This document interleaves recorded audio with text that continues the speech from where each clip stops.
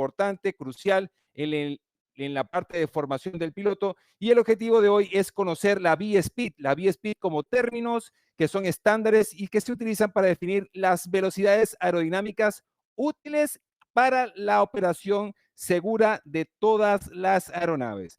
Vamos a ver, aquí tenemos el indicador, que es el instrumento, el Airspeed Indicator, o lo que sería el velocímetro, o donde dicen también el anemómetro. Vemos que las velocidades se presentan en este instrumento como instrumento de vuelo y hay que adherirse con precisión, minimizando el riesgo de lo que son las entradas en pérdida, daños estructurales y otros eventos adversos. Las velocidades cambian de cada modelo y marca de la aeronave.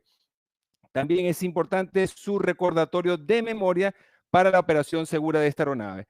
Es importante señalar, es crucial, es importante que estas velocidades cambian de acuerdo a las condiciones también, en este caso lluvia, por ejemplo, nieve y engelamiento, y van cambiando de acuerdo a el performance de la aeronave, si esas aeronaves lo solicita el computador de vuelo. Vamos a ver entonces el velocímetro, vamos a hacer un pase por el velocímetro y aquí vemos el velocímetro. Vamos a indicar que este velocímetro va a medir, es el instrumento de vuelo, y lo que va a medir ese velocímetro es lo que cuando la aeronave atraviesa esa masa de aire que está en general, el que está alrededor de ese avión. En otras palabras, lo que va a hacer el velocímetro es medir ese aire que ejerce a través de esa masa de aire.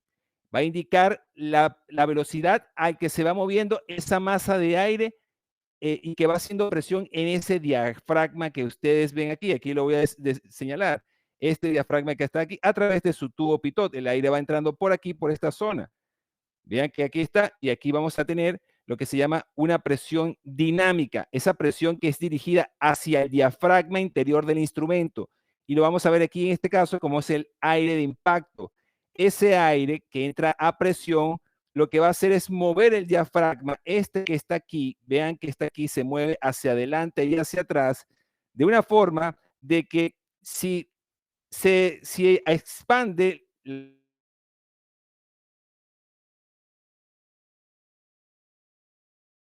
si se contrae, va a bajar la velocidad. Entonces,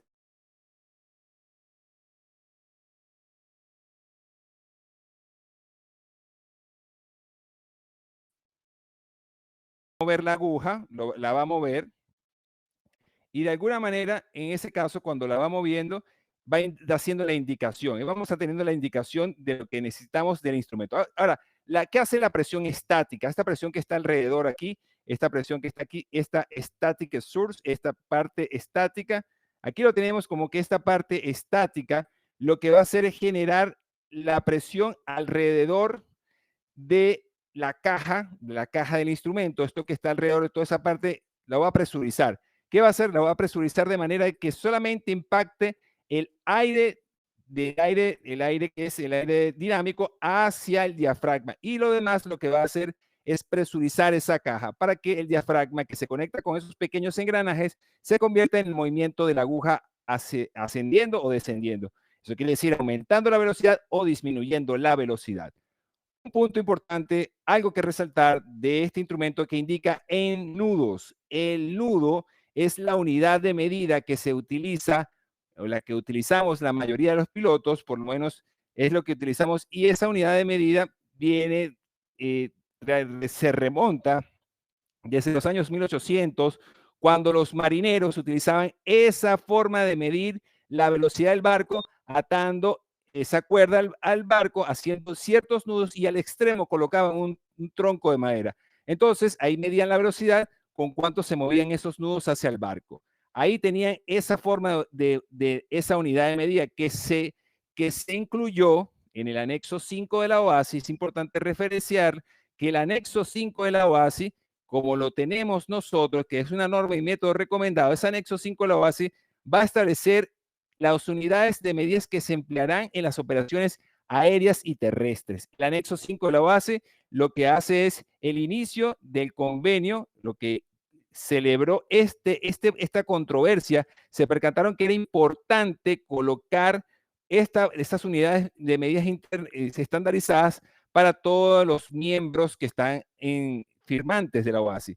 ¿Qué hace esto? Que el sistema, que la OASI, a través de su convenio que se hizo en Chicago, tomaron lo que es el Sistema Internacional de Medidas, pero también, después de sus enmiendas, reconocieron que habían otras unidades como son las unidades que son anglosajonas o inglesas, que son, por ejemplo, en este caso, el nudo.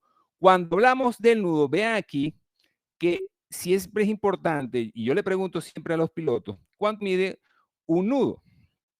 Y no, a veces no te responde. ¿Qué sucede con esta pregunta? Que un nudo equivale a una milla náutica por hora. Véanlo aquí y está en el anexo 5 de la OASI y especifica que la velocidad, el nudo es la velocidad igual a una milla náutica por hora. Esto quiere decir que si yo voy a 100 nudos, quiere decir que voy a 100 millas náuticas por hora. Eso es totalmente diferente. Hay aviones que miden la velocidad en millas por hora. Esas millas por hora lo que hacen es medir en millas terrestres. Vean la diferencia entre una y la otra, que es medir en millas terrestres. Mientras que el nudo es en milla náutica por hora. Ahí está la diferencia. También hay aviones que miden su velocidad en kilómetros por hora. Sin embargo, en la mayoría de los aviones, la velocidad se mide en nudos. Un nudo equivale a una milla náutica por hora. Veamos aquí el instrumento. Parte del instrumento tiene una serie de colores importantes para hacer alerta al piloto. Y entre esos colores está el color verde, o empezaríamos de arriba hacia abajo, el rojo, el amarillo, el verde y el blanco. Estos colores son identificadores de situaciones importantes que necesita el piloto conocer.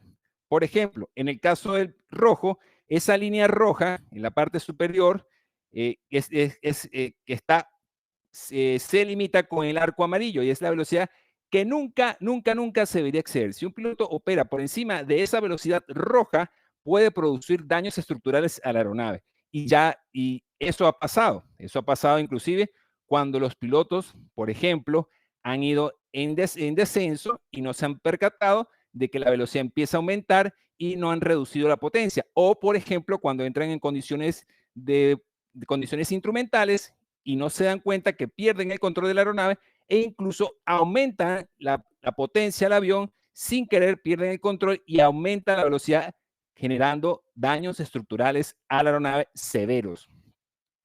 Luego vemos el arco amarillo. Este arco amarillo que está aquí, este arco amarillo que habla de la precaución, ese arco amarillo es importante saber que es la zona de precaución, ¿ok?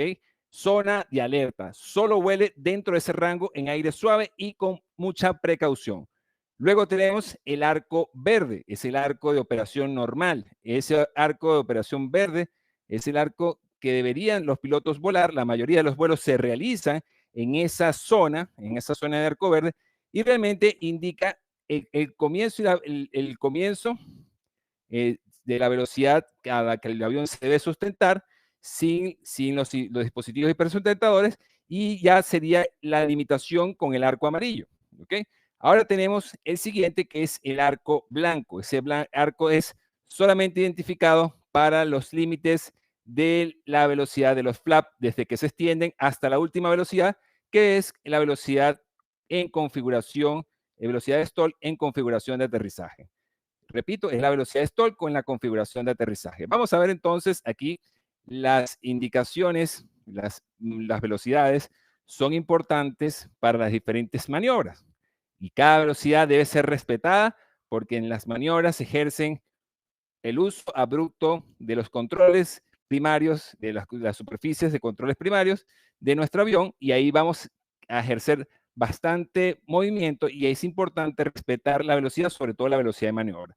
Vamos a ver entonces en cada una de ellas. Vamos a empezar por esta velocidad que es súper interesante, que es la velocidad de rotación, que es la velocidad donde se debe iniciar la rotación de la aeronave hasta la actitud de despegue. Es la velocidad mágica que empieza el avión ya a solicitarte el ascenso. Ya el avión empieza a pedirte el ascenso. Y el avión, esa es la velocidad que debería rotar. No antes, puedo rotar un poco después, pero sin embargo es el momento para rotar, el momento para despegar las ruedas del suelo. Despegar antes de esa velocidad de rotación por una falsa sensación, por un viento que nos tome el avión por debajo, vaya haciendo un efecto suelo, En ese caso, el avión podría levantarse, pero también podría caer. Entonces es importante respetar esta velocidad, solo despegar a la velocidad que pide la velocidad de rotación. Y si me quiero exceder un poco más, porque necesitaría, en este caso, aumentar la velocidad y comenzar un buen ángulo de ascenso para superar un obstáculo, podría superar hasta unos 10 nudos. Ahí es importante mantener la fuerza que va a hacer el avión para rotar suavemente el avión y hacerlo poner en actitud de despegue.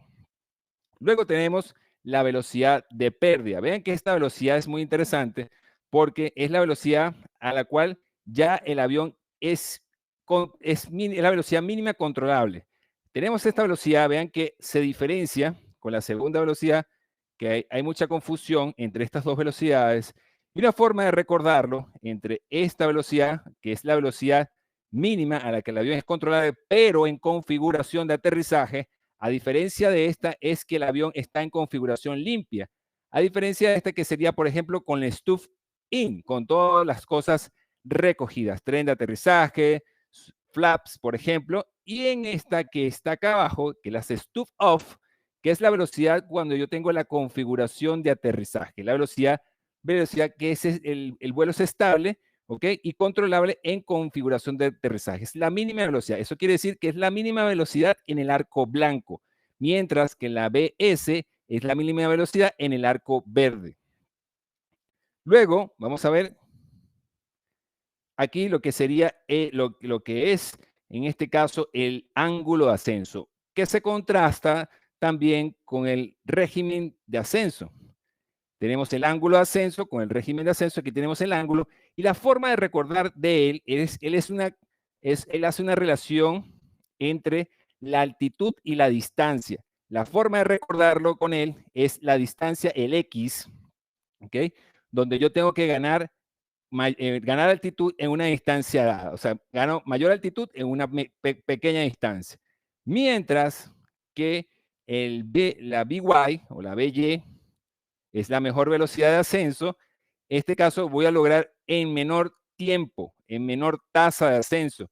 Normalmente le dicen régimen de ascenso. Hay unos pilotos que les dicen rata. La rata matemáticamente también es una relación de dos unidades de medida del cociente entre la altitud y el tiempo. No está mal, es una palabra anglosajona, the rate of climb, también es la rata o el régimen. Ambas son similares. Entiendo que hay pilotos que no soportan que algunos alumnos pilotos lo digan, pero no está mal. Forman parte de una palabra anglosajona, rate, que es ese cociente entre la altitud y el tiempo. Es alcanzar la altitud en menor tiempo. La altitud deseada, la altitud final, cualquier altitud que se coloque en comparación en algún momento, en alguna referencia que queramos en el plano vertical. A diferencia de la BX con la BY, la BX es una velocidad menor porque necesito mayor ángulo de ascenso, mientras que la BY necesito menor ángulo de ascenso. Vamos a seguir viendo. Bien, y aquí tenemos la famosa BA. La BA conversa realmente con esta parte que son de las maniobras. Vamos a ver aquí la BA. Y la BA es la velocidad de maniobra. Pero ¿por qué no se llama BM? Realmente tiene que ver con las aceleraciones, con las aceleraciones en todas sus direcciones, en aceleraciones en ascenso, en descenso, durante los giros, que es importante respetar esa velocidad porque ahí hacemos uso abrupto de las superficies de control primarias, alerones, elevadores y rudder, sin causar daño a la estructura de la aeronave. Es bien importante respetar esta velocidad como una velocidad de aceleración donde se generan cambios importantes y donde se generan esas G-force o esas fuerzas G producidas por ese factor de carga, relación, sustentación, peso, en los diferentes momentos, ascenso, descenso, banqueo. Bien, ahí se generan esas G-force. Bien, aquí tenemos entonces la forma de recordarla, es BA Acceleration. Luego vamos a la BF, ¿okay? Que es la velocidad de los flaps, donde vamos a extender los flaps. Ahí es la velocidad permitida con los flaps extendidos desde el inicio hasta el último momento. Una velocidad que normalmente los pilotos que monitorean siempre están chequeando cuando piden flap, dice check speed, ok, y ahí colocan un flap. Colocado flap, chequeando flap afuera, por ejemplo. Ahí tenemos esa velocidad importante para no causar daños también en la parte de estas superficies de control secundarias. Luego vemos la VNO. Esta velocidad debe ser la velocidad normal de crucero. No debe superarse solamente excepto en aire suave y solo con precaución debe excederse.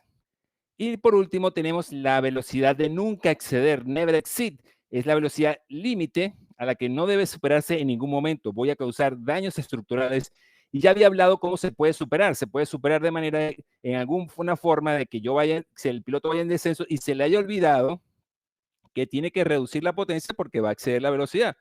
Normalmente hay pilotos que les gusta volar justo en el arco rojo, pero muy pendiente porque esa diferencia, esa pequeña diferencia puede pasar que venga una ráfaga de viento y se aumente esa velocidad y ahí ese avión se entregue con daños estructurales a operaciones aéreas. Entonces es importante que se revise siempre el avión si no se ha causado algún daño, arruga en la aeronave, en su estructura como tal.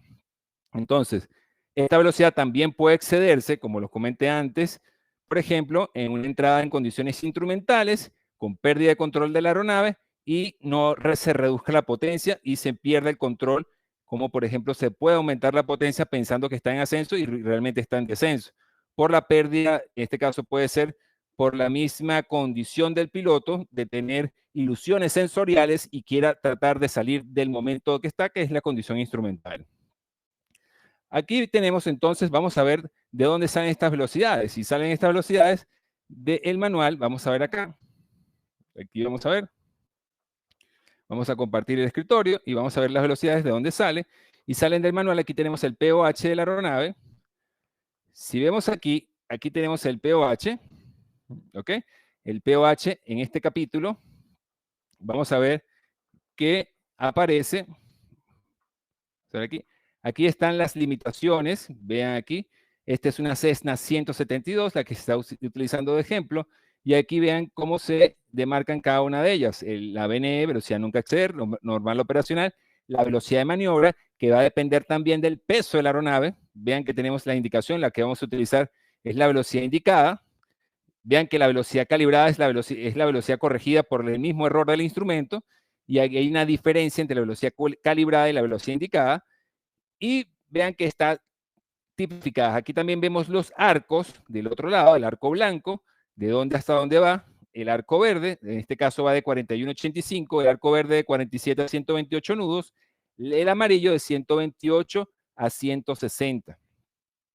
También vemos el arco rojo o la raya roja, que es el 160, que es la máxima velocidad de operación. Muy importante. Luego vamos a la siguiente, a la parte de las placards. Aquí tenemos también lo de las maniobras. Vean aquí lo de las maniobras, se ve aquí.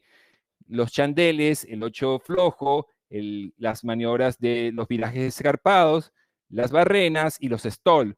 Vean que ahí en la parte de los chandel, 8 flojo y las maniobras de los virajes escarpados están colocadas las velocidades que hay que respetar, 105 nudos y 95 nudos para la steep turn. Vamos a seguir bajando y vemos que los placards también avisan de las velocidades. Son plaquitas que se colocan dentro del avión para recordar las velocidades. Y aquí está la velocidad de maniobra. La velocidad de maniobra también se utiliza como velocidad para pasar, en este caso, aire turbulento. Voy a bajar hacia la velocidad de maniobra. Si estoy en una turbulencia, debería bajar a esa velocidad. Aquí también aparecen las placas para las maniobras, para no olvidar. Aquí están las placas que se van a colocar en algún lugar de la aeronave. Y luego tendríamos, aquí tenemos las velocidades para las emergencias. Aquí tenemos las velocidades, en este caso, en caso de falla después del despegue, de maniobra, velocidad de planeo, velocidad también de aterrizaje sin potencia y tenemos el aterrizaje con potencia. ¿Ok? Ahí la tenemos ambas. Vamos a ver entonces el velocímetro. Aquí tenemos el velocímetro. Vean el velocímetro, cómo se ve. En este caso, los colores. Vean por la parte de atrás del velocímetro, donde está la parte del pitot. ¿Ok? Aquí entra directamente la presión dinámica hacia el diafragma. Y aquí tenemos la presión estática que viene en las tomas estáticas hacia lo que va a hacer es, va a presurizar la caja del instrumento para que toda la presión se incida sobre el diafragma. Eso es bien importante. Vamos a verlo aquí. Entonces, podríamos empezar por alguna velocidad. Si lo colocamos acá, vamos a enderezarlo un poco más nuestro instrumento. Y aquí tenemos la siguiente información. Vamos a verlo. Entonces, aquí empezaríamos con la velocidad, en este caso la velocidad de stall, la velocidad de pérdida en configuración de aterrizaje, que serían 40 nudos, por ejemplo. Aquí lo tenemos. Vamos a ver, aquí está. Ok, está hasta el último arco blanco, ¿verdad? Ahí lo tenemos. Luego, la otra velocidad que tenemos es la velocidad que sería la velocidad de pérdida en configuración limpia, el stuff in. Aquí tendríamos la velocidad en configuración limpia. Ahí tendríamos 50 nudos, ¿verdad? La velocidad de rotación, 55 nudos. Aquí está, a esa velocidad deberíamos rotar. Luego tenemos la velocidad del mejor ángulo de ascenso, Bx, 62 nudos. Luego tendríamos la velocidad By, 73 nudos.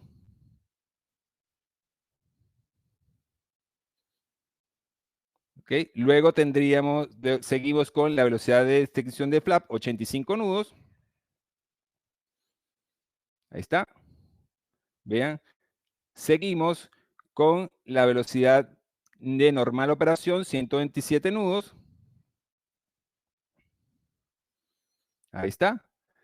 Luego, por último, tendríamos la velocidad de nunca exceder.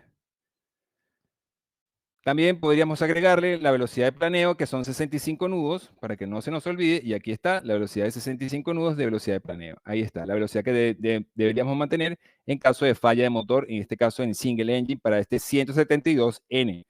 Vamos a ver que también utilizaremos lo siguiente. Utilizaremos esta ayuda a memoria. Ok, aquí está. Utilizaremos esta ayuda a memoria que está acá. Esta ayuda a memoria que nos sirve para referirnos de varias situaciones, por ejemplo, en este caso, la velocidad de pérdida, ¿ok? Las stuff in, ya sabemos que es BS1, que son 55, en este caso para BC1 son 50 nudos, lo colocaríamos por aquí, 50 nudos, y en el caso de la BSO, que es 40 nudos, ¿ok? Lo tenemos aquí, vean aquí lo tenemos, la B, para ver este caso, aquí tenemos la BSO, ¿bien? Y aquí tenemos la BS, 55 nudos.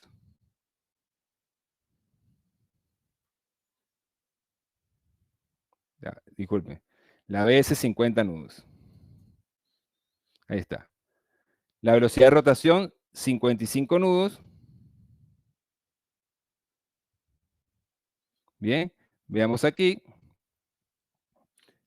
En este caso, aquí tenemos la BC1, la BCO para recordar. Después la velocidad de rotación, 55 nudos. La velocidad de extensión de flaps, la velocidad de extensión de flaps, 85. Lo vemos acá, 85 nudos.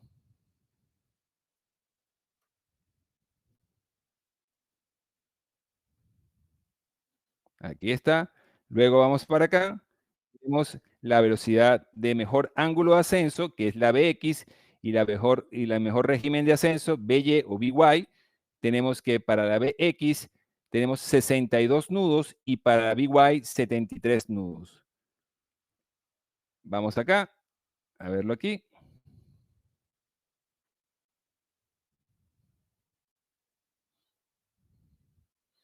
Entonces, BX62, ¿ok? Mejor ángulo de ascenso. Y tenemos la BY o BY 73 nudos. Aquí lo tenemos. Bien. Seguimos entonces revisando. Tenemos la velocidad normal operacional, la velocidad de maniobra, velocidad normal operacional. Lo tenemos como 127 nudos y la velocidad de maniobra lo tenemos ahí referenciado como 105 nudos. ¿Okay? Velocidad, en este caso, velocidad, vamos a irnos para acá, a colocarle la velocidad normal operacional 127 nudos. Aquí está. La velocidad de maniobra 105 nudos. Luego seguimos con la velocidad de nunca exceder, que es la velocidad de 160 nudos. Velocidad de nunca exceder 160 nudos. Aquí está referenciada de acuerdo a lo que nos dice nuestro POH de la Cessna 172. Importante respetar estas limitaciones establecidas en el POH, en la sección 2 de limitaciones, ven Airspeed Limitation, donde vamos a encontrar la información de acuerdo a las VSpeed que deben ser memorizadas durante nuestro vuelo y también para los chequeos de piloto privado, piloto comercial, incluso también cualquier chequeo, usted tiene que estar recurriendo a la memoria de estas velocidades importantes.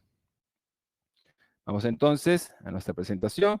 Aquí vemos que hemos referenciado las diferentes velocidades que son importantes para cada uno de los chequeos.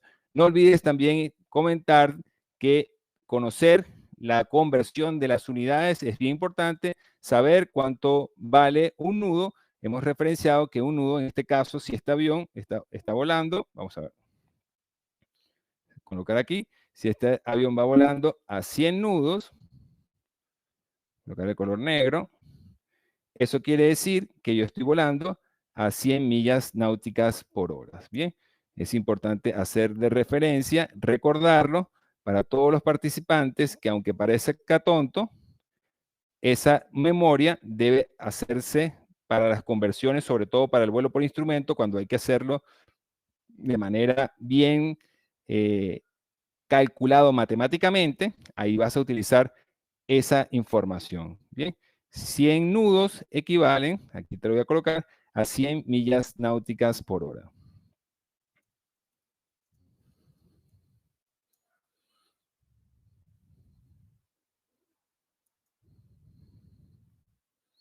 Esa es la equivalencia, de acuerdo, ¿dónde sale esa información? En nuestro anexo 5 de la base.